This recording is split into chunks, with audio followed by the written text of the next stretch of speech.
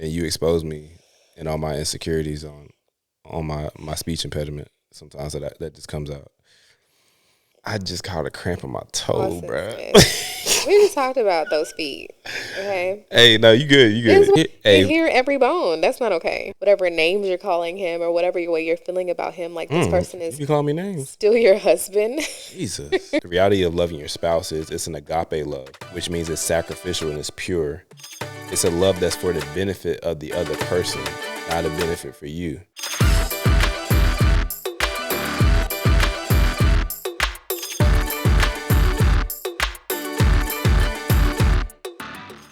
We live, baby. We live, baby. We live. Welcome back to the Growing in Love podcast. This is your host, Bria Smith. And this is my lovely, amazing man of what? I just caught a cramp in my toe, bro. We just talked about those feet. Okay. Hey, no, you good. You good. This is what happens when your husband has played basketball for the past, 30 years? 30 years? I mean, I ain't started playing until I was... Almost 30 years. I was about to say knee high to a grasshopper. It's been almost 30 years. Bro. You hear every bone. That's not okay. Real quick, in the comments, I need y'all to just talk to your boy. What's the worst place to catch a cramp? Your booty. Oh my gosh. I know from experience. I'm a child. I was gonna say have you ever had a butt cramp? No, I haven't. Don't ever. Women have a lot of times because most of y'all have more there than men. So I mean, but a lot of times you'll have like period cramps in your butt. Oh Jesus! Yeah, the blood. Wow. Wait, that was wrong. Wow. Oh man, never mind. Wow. That's not awkward. Anyways. Yeah, like foot cramps at night, bro. I remember I used to get them bad in high school. Just be in the middle of the night sleeping good, and then the cramp monster just comes and Or have you like been sleep? And maybe this happens when you don't drink enough water. But when I was a kid, like I would stretch in the middle of the night. Have you ever stretched in the middle of the night, and then whenever you finish stretching, it's like you get a calf cramp? That was more so like in track. Whew.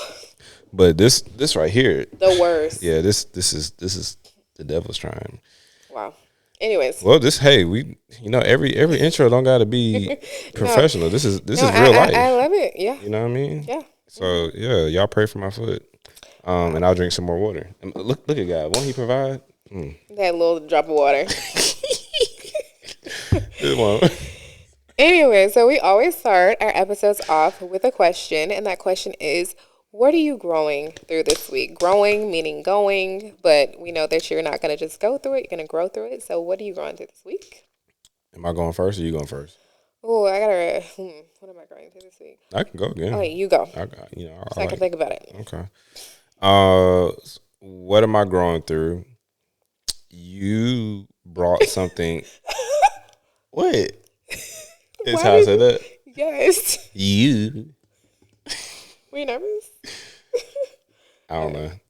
You know how sometimes like you have a word in your head and then it comes out and you sound like Glorilla? I'm sorry. Gloria. She's Gloria now. Is she? She's making worship songs. Her new name is Gloria. Now. Is that's her new name? Like I mean, that is her name. But I mean, like that's her. I don't know. I feel like that's her album name now. Like that's what her current. Glorious. Glorious. Is that what it is? That's all. Yeah, you know the Saints. I haven't listened to it, so, but you know the Saints be up in arms about everything. Wow. Man. And then it just end up being a distraction. How do we get on Glorilla? Because I say you, and then you made fun of how I said it, and you exposed me and all my insecurities on my speech impediment. Sometimes that just comes out. And we're moving. You know, people used to pick on me on how I said my last name.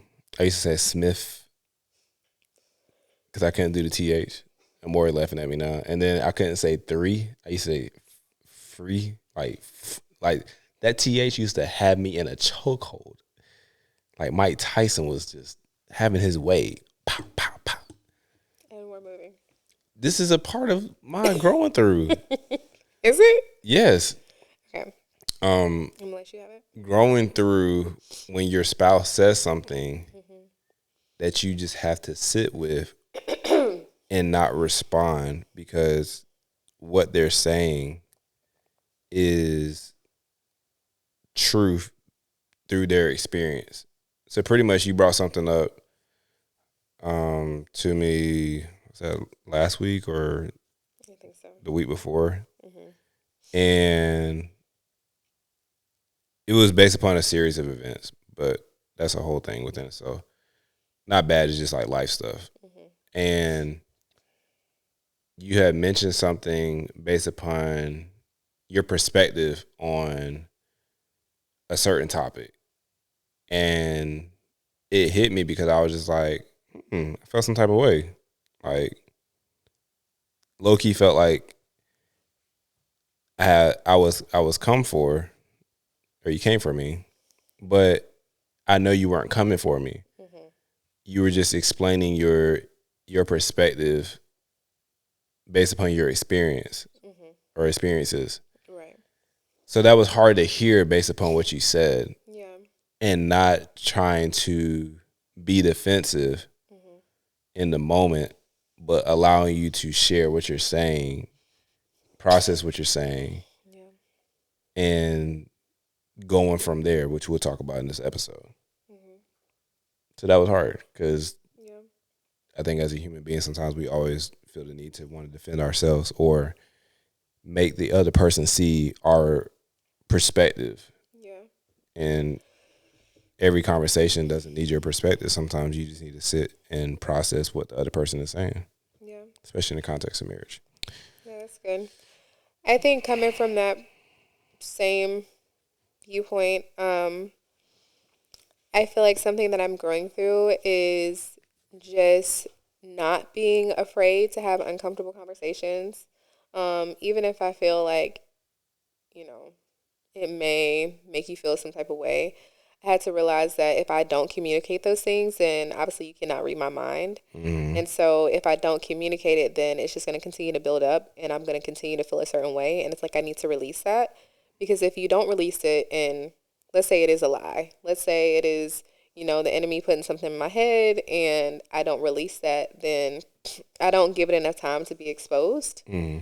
And so then we can confront that lie with truth. Yeah. Or even try to grow from, whatever it is that I'm feeling. And so I don't think that you can grow from something if you don't know what to grow through. Yeah. And so for me, the only way that we can get better and the only way that we can continue to thrive in our marriage is if we are transparent and if we continue to be vulnerable and have tough conversations. But I can't withhold information just because I feel like, okay, it may hurt his feelings or Mm-hmm. it may be a tough conversation to have. Like sometimes you are going to have to confront. And especially when it's somebody that you love. Mm-hmm. I think in the previous episode we were talking about, when it comes to children, like there's certain things that you're going to tell your kid that may hurt their feelings, but you're doing it because you love them. Mm-hmm. And I think it's like the same way in marriage. It's like sometimes like if you want your marriage to grow, you're going to have the uncomfortable conversations. And that's the Yeah. only way that you can grow sometimes is in discomfort. And so for me, it's just like, Mm-hmm. don't just be silent just because you feel like, you want to keep the peace. Is that really keeping the peace? Yeah. And I think for me, it's like, I feel like we always say, or not we always say, but sometimes with my mom, like, let me just keep the peace. Let me just keep the peace. And it's just like, in the long run, you're not keeping the peace if you are withholding information that you're continuing to dwell on. Mm-hmm. Because if it's continuous thoughts in your mind, then it's only going to build up. Yeah, and it's not really peace; it's passivity. Yeah. So that ends up producing things that can grow over time. Yeah. Resentment, bitterness, a false sense of peace that you think that everything's okay, Yeah. and then randomly you like, And another thing. yeah, and it's like, bro, where did this come from? Right. And we've both had that experience as well. So Right, because you're thinking about it, but just because you're thinking about it doesn't mean that the other person knows what you're thinking about. absolutely not, because I can't read your mind, and I know you can't read mine. Although there are some times we be in sync. Yeah. And I think we said this in a previous episode, but the more that you are intimate with each other, the more you have sex, Listen, the more you start to read each other's minds. It's mm-hmm. weird. Like, What you want to eat? something Right about that connection. You want popcorn? That's fine. You want popcorn. Anywho, we are talking about praying for your spouse. Praying for Huh? Come on. Come on. The power of prayer. We got some people already logging off. In your marriage. They already went to another video. Let me tell you. But seriously, praying for your spouse, the importance of it, why prayer is important in general, but then also specifically praying for your spouse, because there are times where you want to not use these hands to pray for them. I know there's times you want to use these hands to choke me. And I never want to choke you, baby. Stab me? No, and there's times where you really have to see if you believe the vows that you said that you believe. Yeah.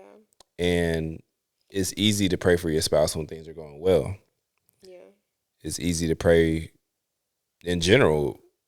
Well, I don't know. Sometimes I think it's easier to pray when things are bad because there's a quote unquote feel forced to pray. Yeah, but when things are well, it's just like, oh, like things are good because of. Sometimes we think things are good because of us. Mm-hmm. The point is being able to pray for your spouse in any season and every season. Yeah, you need God, and you need someone to intercede on your behalf. I think sometimes we forget that the enemy does not like marriage.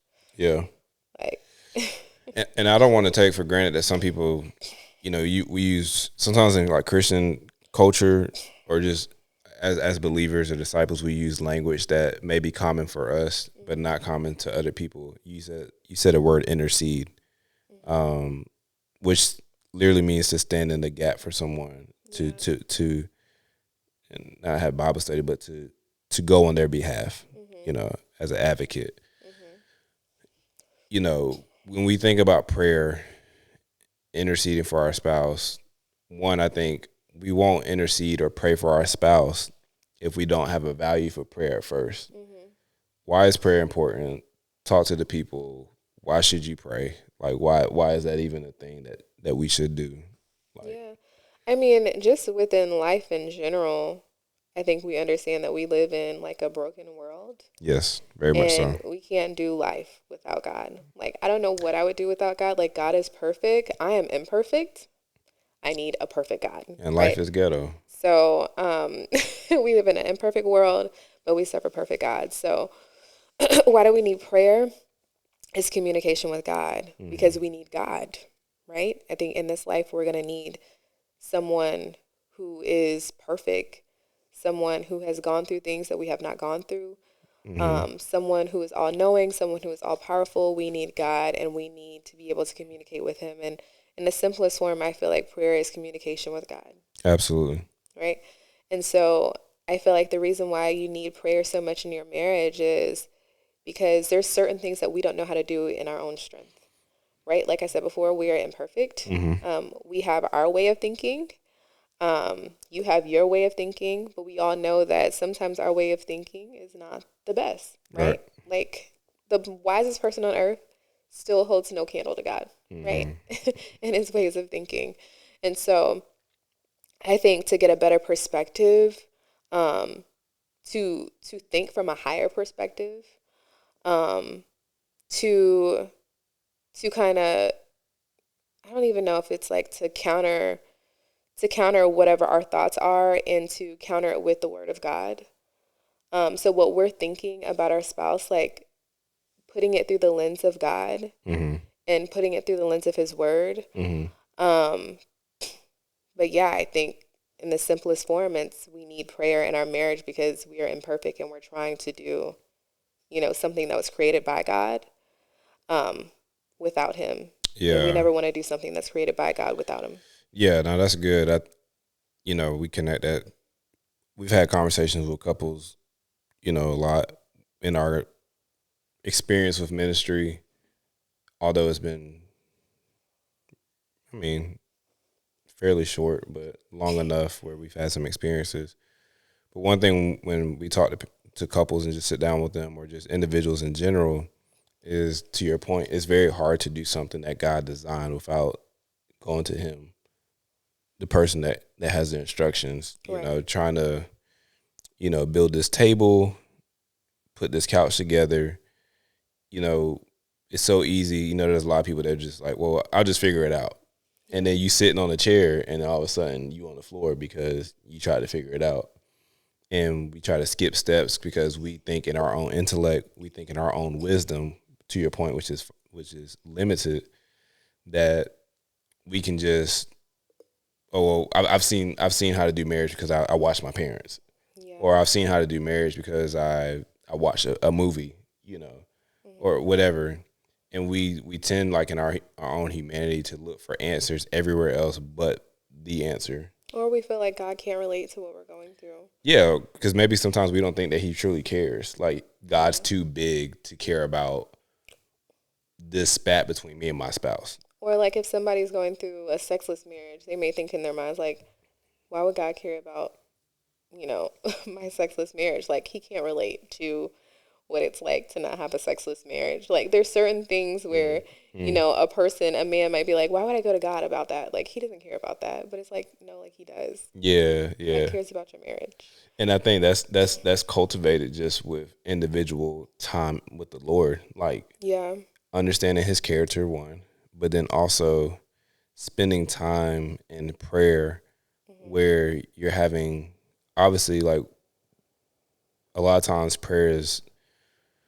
we see prayer as conversation with God, but it's more so, if we be honest, of us just talking. But the thing about prayer sometimes that I try to sit in is sitting in prayer and not just me talking the whole time, but me sitting still and quiet enough to give God an opportunity to speak to me. Yep. And help, Lord. There are times where, just as an individual, I remember there's a season in my life where I dealt with so much bitterness in my heart due to unforgiveness from past leaders or just past people that genuinely hurt me. And it would be easy to go to God and just be like, they did this, they did that, they did this, they did that. But some moments in silence is just like, okay, while that's true, right, pray for him.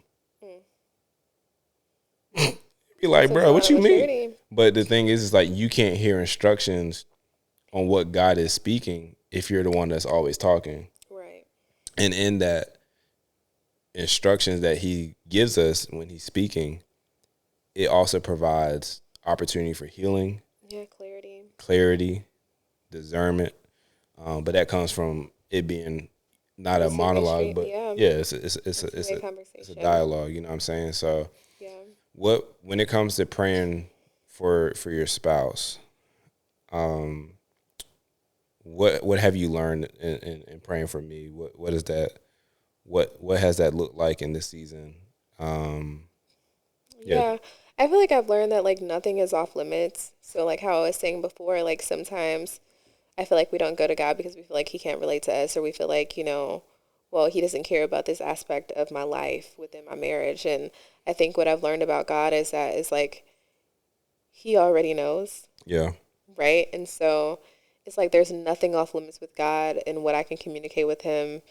And he does speak back. Like, like, if you seek, you will find. And it can be in, like, that still small whisper, or, you just know that it's God. And I feel like there's been so many times in my marriage where I would want to just place blame. And what I mean by place blame is, like, I would be like, you know what, like you were saying, this person did this, he did that. Like, I can't believe he did this. And God would be like, yeah, but are you going to give them grace? Because what about when you did this? And what about when you did that? And I feel like a lot of times God will allow you to look at yourself. And I think, that's one of the things I've learned in prayer is that, like, it's not about putting blame on anybody else, but it's also about, like, God will also show you your intentions. And I feel like a lot of times when I am praying and it's only a two-way conversation, it's only a one-way conversation, is when I feel like I am allowing myself to also hear how I sound. Yeah. Right? And so I'll be praying and I'll be like, you know what, Lord, like, I can't believe my husband is doing this. And it's like, yeah, but you guys are one. You two are one.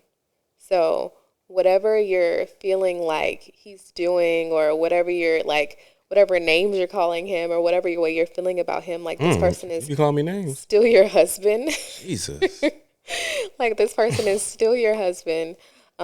This person is the person that you created, you have a union with, right? So if y'all are one, I can't take you serious.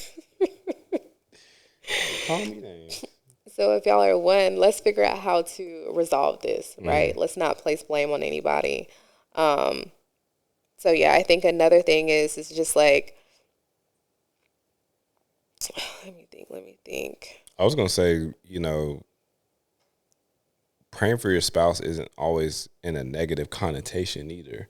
Yeah, yeah, Because I don't want people to think that this is the only reason why you should pray for your spouse because you want God to fix them. yeah, For me, what I find helpful is going to the Lord about how to love you effectively.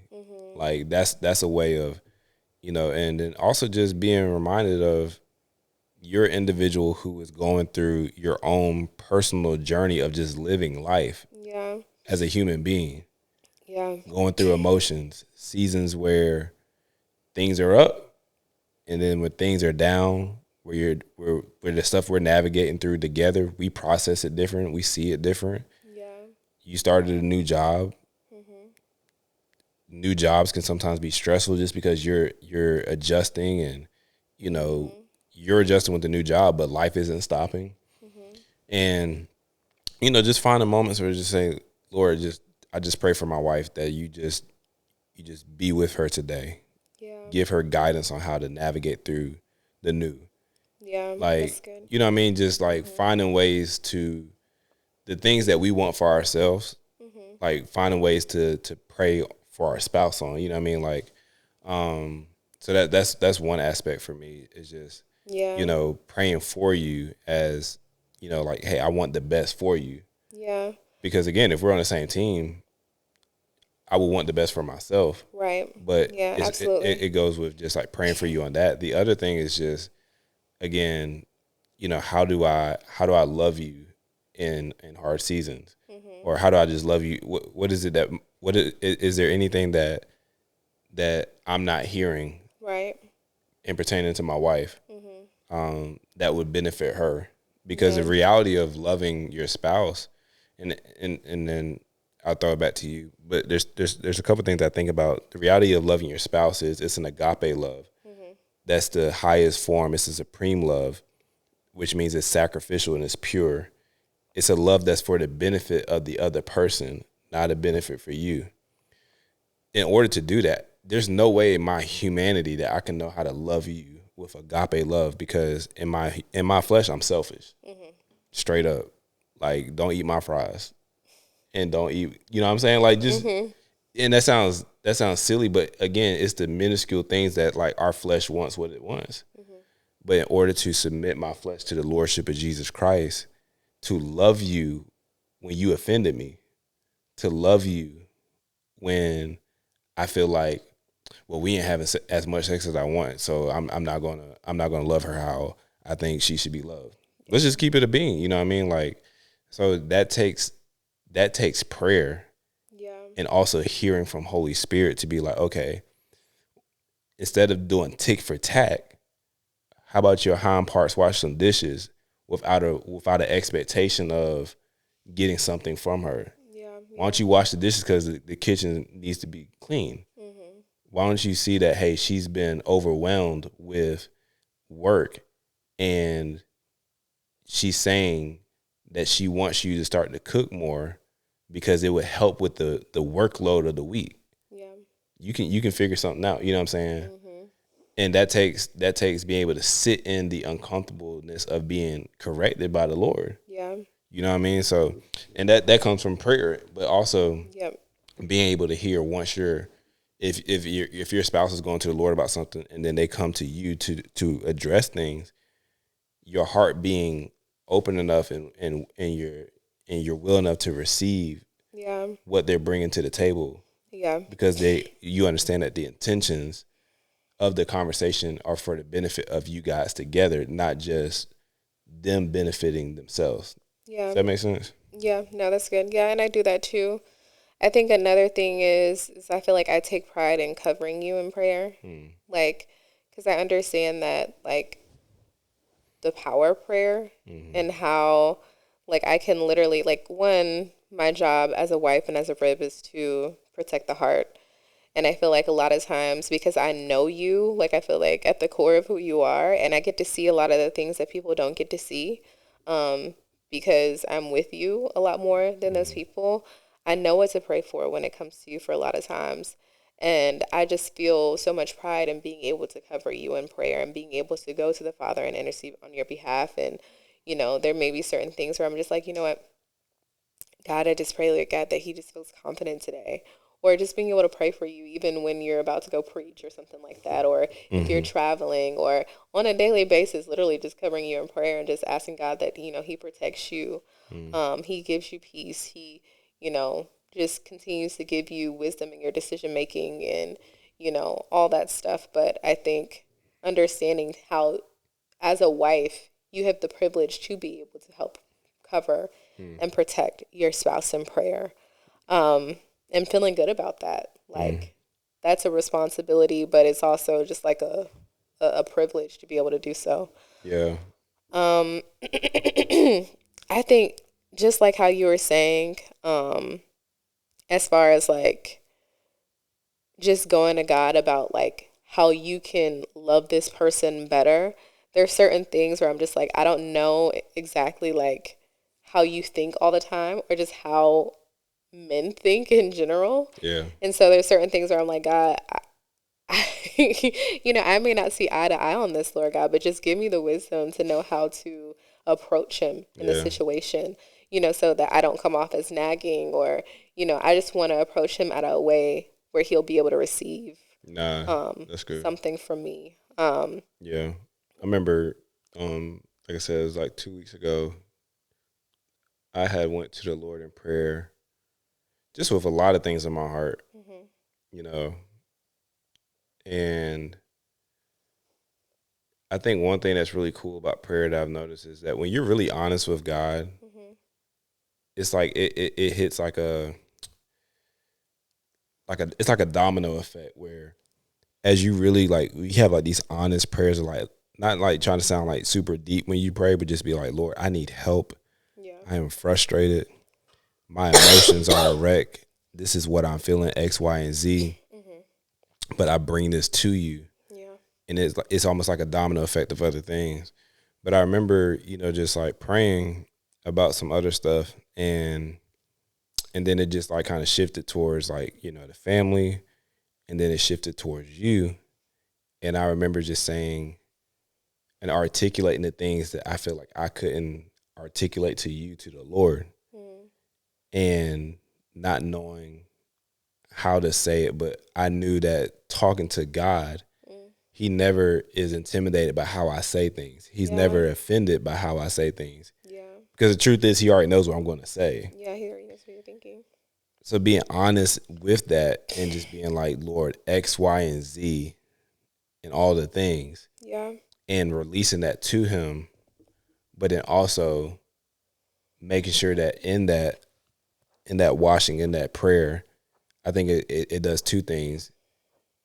It kind of gives me a release to be able to see you right and not with a filter of frustration. Yeah. Because I'm truly taking this to the Lord to submit to him and saying, I'm tired of carrying this in my heart. I'm giving this to you. Whatever your will is in this, then let your will be done, right?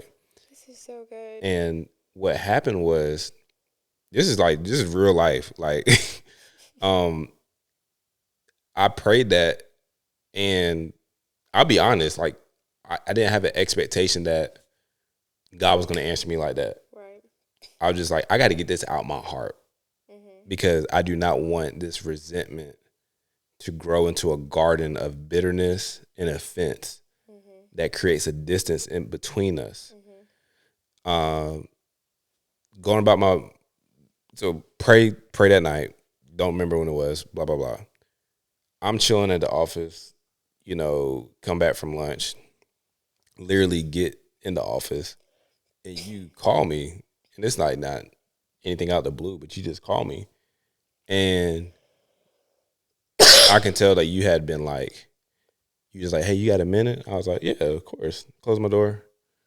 And then you started, and I'll let you like give your perspective on it, but you just started like sharing just a lot, and just like it was like a avalanche of like emotions and thoughts that I can tell that you've been processing, that the Lord had been dealing with you about. But the crazy thing about it is the stuff that you started articulating was things that I had prayed on, Wow. and it wasn't like I had to. I'm a man, and you're gonna hear me, and like you gonna respect me. You know what I'm saying? Like I had surrendered that control to the Lord, and I think that's one thing about when praying for your spouse, you have to surrender control. Yeah. That you are not God. Yeah. You are not the Lord of the relationship. Yeah. And what happens sometimes is that we like feeling needed, Yeah. and it creates a God complex for us, where your spouse can actually become an idol if Yeah. you're not careful. Yeah. Or you can think that you are the answer, and you become a narcissist in your own marriage. And I was like, Lord, I give this to you, but you had called, and like I said, some of the stuff that I had submitted and just like released to the Lord, like you started listening off, and I was like, oh wait, like, oh wow, like God, you heard me. And here's the thing too, it wasn't like see, I was right. It was like, oh no, wow, like not only did you hear me, but you apologizing on some stuff Yeah. caused me to look at my own heart and to be like, dang, I need to apologize on some stuff too. This is so good. It's so good because it just shows me like how much marriage is done not just between the two of us but through the three of us. Yeah.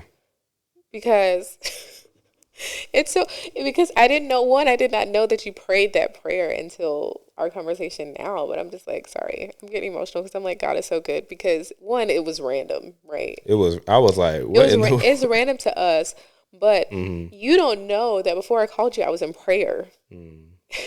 So I'm in prayer and I'm just like praying for our marriage. Mm. One of the things that you reminded me of is just like one of the reasons why I feel like prayer is so powerful in marriage is because we have a perspective of our spouse, right? And especially when we feel like things are going wrong or we feel like, oh, there's something that we know that we're fighting against something in our marriage, but we don't understand it. And like, it's easy to place blame on somebody else. But the beautiful thing about when we surrender things to God is because like God knows both of us. Like he knows us. Yeah. And the amazing thing about how, because God knows us, like he doesn't see, we don't, I see you from my perspective, but God sees you from his perspective. That's good. Right. And so when we surrender ourselves and when we surrender the way that we're feeling over to God, it's just like, yeah, God is not intimidated by our emotions or how we're feeling because he already knows who we are. Right. And so like when I'm giving this, like, God, this is how I feel about my husband. This is what I feel like, is going on. This is how I feel about my marriage. And God is just like, no, I know why I brought you two together. I know what I purposed and destined for your marriage. I know who your husband is. I know how you feel right now, but I know who he is. So instead of you That's good. trying to do this in your own strength, let me remind you who your husband is. Let me remind you why I put you together. And while I was in prayer praying about our marriage, the Lord kept showing me, like when he spoke to me that you were my husband, he showed me all the reasons why our marriage had to work.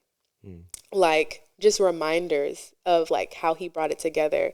And he also, I like started repenting. And I don't know if you remember, but I started repenting on the phone too. Like I was just like, I repent, like I apologize, for not being vulnerable and allowing you to feel like you're always the issue. Like if you ever felt that way, I said, I apologize. I wouldn't have known that unless I gave that to God in prayer. Because once I released that to prayer, God started to revealing to me your heart and how you were feeling. And so it's crazy to me that you're saying like you prayed, because when you prayed, you sent that to God and you were able to release it. But then God was able to speak to me how you were feeling because you were vulnerable enough and be honest enough to tell God how you were feeling.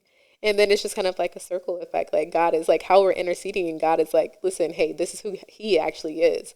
Like, let me intercede on his behalf. This is who your husband really is. Mm. This is who you really are. This is who you guys are together. Yeah. Hey, you're stronger together. Hey, actually, you should probably apologize because you don't know how he's feeling. You know, and I'm like, wow, God, like, it's really not a marriage between us. It's a marriage between us. Yeah. Us three. Yeah. That's good. That's good, baby. Yeah. And here's the thing, that what you just described, that intertwining of all the parties involved, me, you, and God, in the context of reconciliation, Yeah.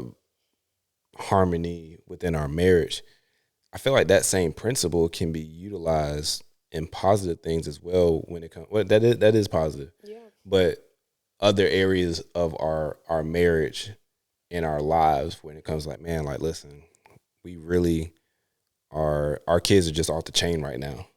Mm-hmm. Instead of trying to parent them, well, this is how I parent. And this is just, I'm processing out loud right now, but like, well, this is how I parent. This is how I discipline. This is how you discipline. It's like, no, like us coming together.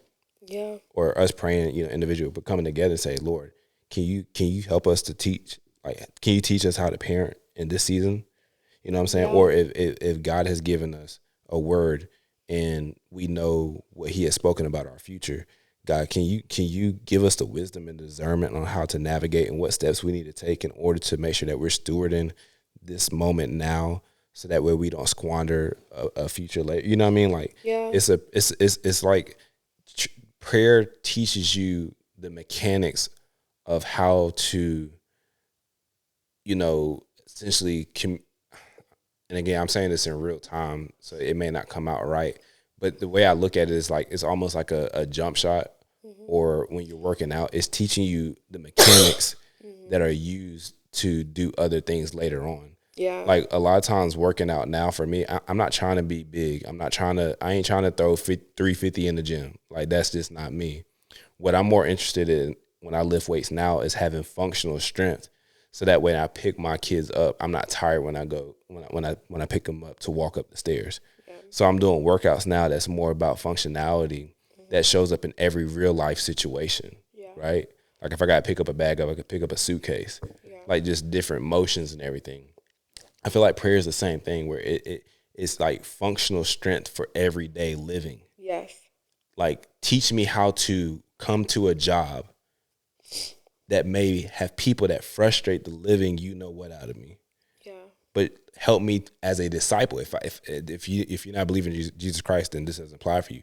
But as a disciple of Jesus Christ, help me to love people who aggravate me. Mm-hmm.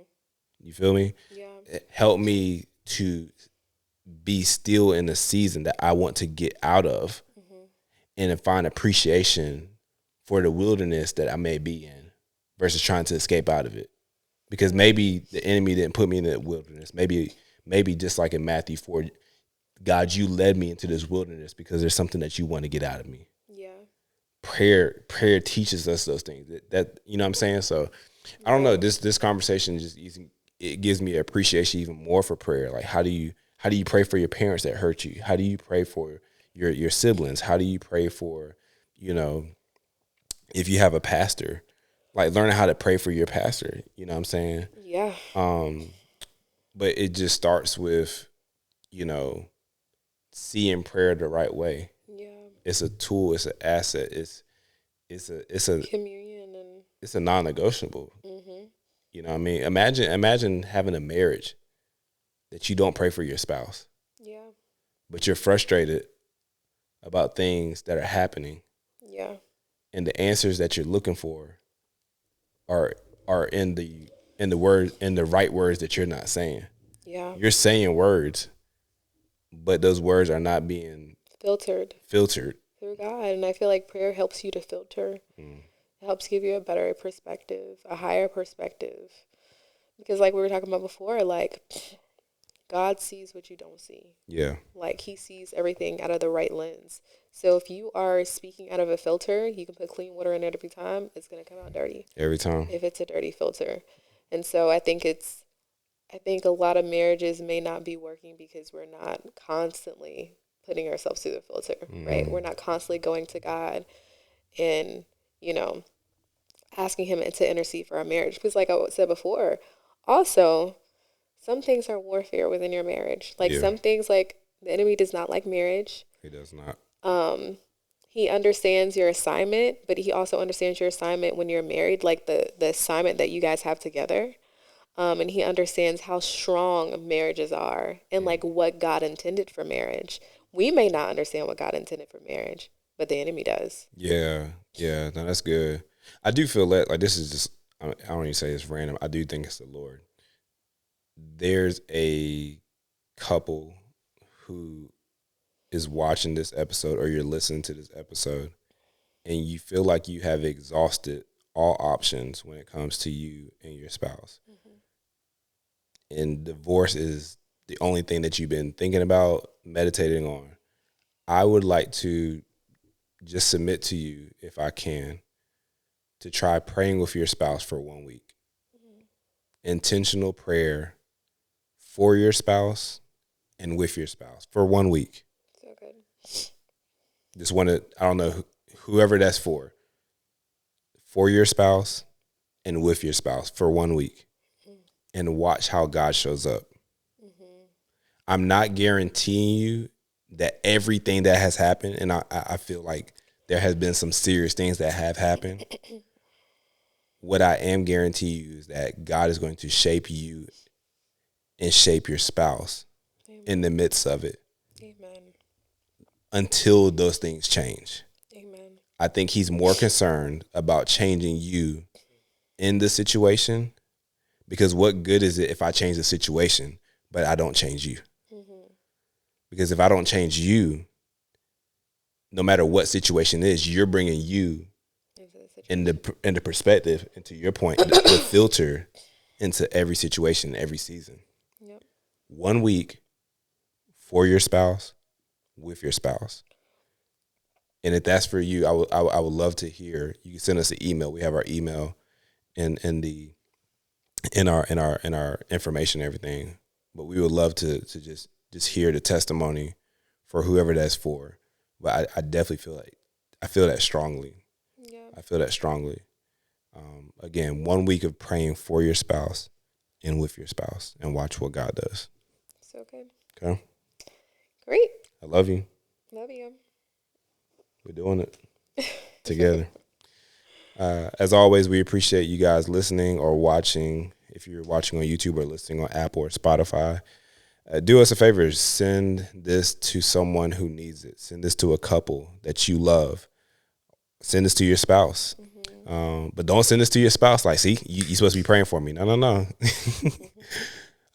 Make sure you hold the mirror up yourself, because, again, before you blame them, I guarantee you there's some things that we can work on individually as well. But we hope this adds value to you as an individual or to you as a married couple as well. We love you. Make sure you share, you like, subscribe, and we'll see you next time.